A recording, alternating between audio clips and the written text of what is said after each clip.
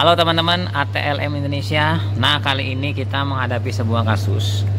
Ada sebuah spesimen dengan darah yang sangat encer ya, sangat encer. Ini perkiraan HB-nya di bawah 5 ya, di bawah 5 pasti. Tinggal kita ngukur pakai hematologi analyzer. Nah, untuk pengukuran hematologi analyzer langsung periksa lengkap ya. Ada retikulositnya, ada platelet fluoresen, platelet F. Nah, untuk hasilnya ada sebagai berikut. Pasien ini adalah seorang anak umur kurang lebih 1-2 tahun dengan kadar HB 1,4 gram per DL. Ternyata setelah diukur kadar HB-nya sangat rendah.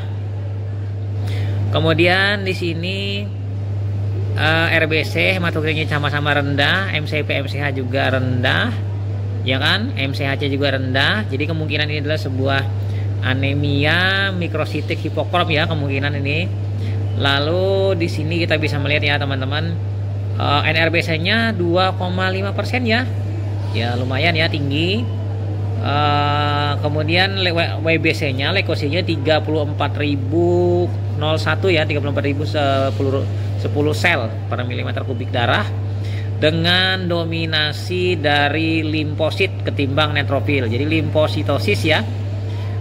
Oke, jadi dapat disimpulkan ini adalah anemia dengan limfositosis.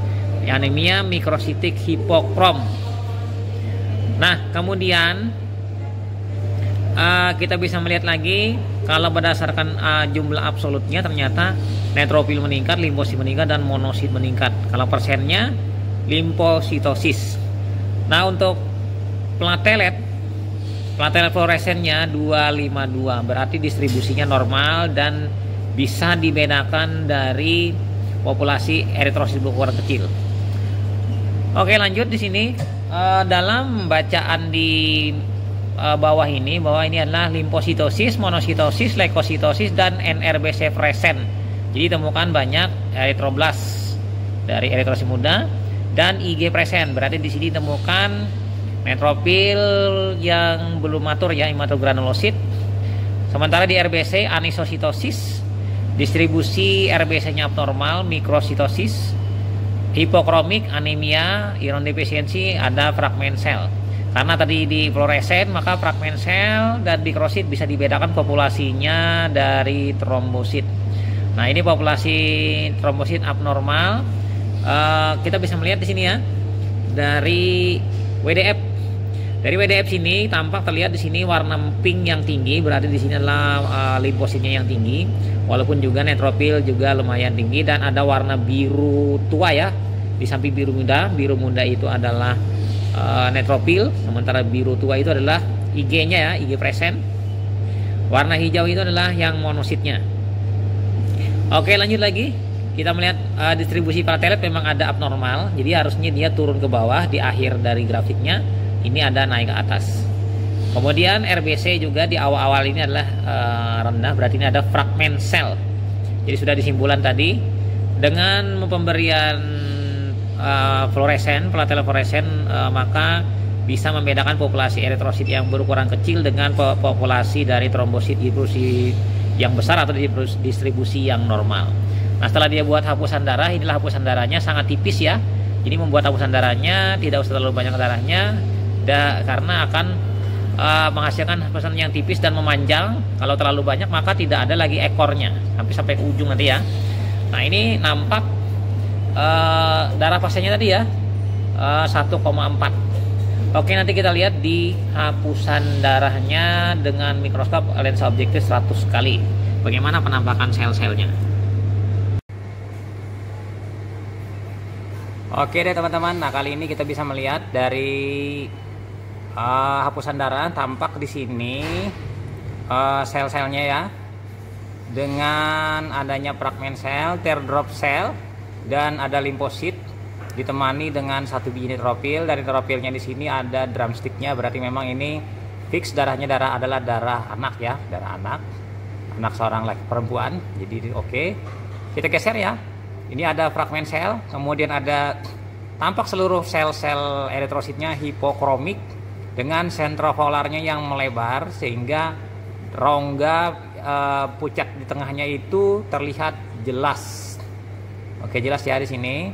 Kemudian kita geser lagi. Nah, ada kecil-kecil ya selnya ini, fragmen sel. Ukurannya kecil. Mungkin juga nanti helmet cell, teardrop cell. Ada ovalosit, limfosit. Ya, di sini terlihat sekali eritrositnya sangat pucat. Berarti di sini dalam satu eritrosit ini hemoglobinnya sangat rendah. Nah, sementara ukurannya rata-rata dominasinya lebih kecil. Nah, tampak di papan pandang ini terlihat adanya teardrop cell ya, seperti tetes air. Oke, lanjut lagi kita geser. Ada stomatosit, ada mulutnya. Kemudian, nah ini teman-teman bisa melihat ya, di tengah ini ada teardrop cell yang sangat tipis sekali, sehingga hampir tidak kelihatan dan seperti bayangan ya. Teman-teman bisa melihat di sini, saya zoom ya. Nah, ini selnya bayangan tipis. Jadi wajar saja pasien tadi dengan kadar hemoglobin 1,4 gram per dl, dan ini adalah kasusnya dia anemianya sangat parah. Yang mana kita tahu di sini ini pasiennya tidak sadar dan kulitnya sangat pucat ya, pasiennya pucat, dan ya memang itulah yang terjadi bila seorang pasien dengan kadar hemoglobin yang sangat rendah. Lanjut lagi ya, kita geser pelan-pelan. Ini saya pewarnaannya dengan pewarnaan rek. Pewarnaan saya dengan pewarnaan rek dengan kecepatan tinggi supaya didapatkan hasil hapusan darah untuk evaluasi dan akan dilaporkan sebagai nilai kritis ya. Ini ada trombosit ya, trombosit 3 biji, dan di situ ada juga sel teardrop cell yang memang hampir tidak ada lagi isi dalamnya hemoglobinnya, sehingga terlihat bercak kosong dalamnya. Kita geser lagi ya. Jadi sebagai simpulan di sini, pertama kemungkinan pasien ini mengalami anemia kurang zat besi atau anemia thalassemia karena thalassemia, sehingga dia mengalami anemia yang sangat rendah dan sudah lama ini anemianya. Mungkin juga dia penyebab anemia yang lain, kita tidak tahu, nanti tergantung dari diagnosis dari dokter yang merawat ya. Pastinya secara laboratorium dan secara hapusan darah ini jelas sudah pasiennya ini perlu dan pasti perlu transfusi darah. Bisa mungkin tergantung berat badannya, nanti mungkin bisa sampai 5 kantong ya kan, atau 8 kantong PRC, kayaknya PRC ya, fat packed red cell pasti yang diperlukan ini, karena komponen leukosit, eritrosit, komponen leukosit dan trombositnya normal, dia hanya perlu eritrosit. Oke, itu saja ya teman-teman, sampai jumpa di video-video selanjutnya. Saya Ahmad Lai pamit, bye.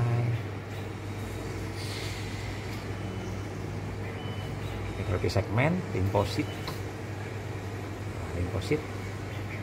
segmen. Nah, ini ada drumstick ya, drumstick pada lapangan pandang. Drumstick ini adalah sel betina hanya ditemukan pada darah wanita. Jadi wanita darahnya diambil, diperiksa, maka ada drumstick. Drumstick ini penanda membedakan antara darah wanita dan darah dari pria. Oke, lanjut limfosit. Itu saja. Nah, ini ada neutrofil batang ya, segmen batang, bingung jadi. Oke.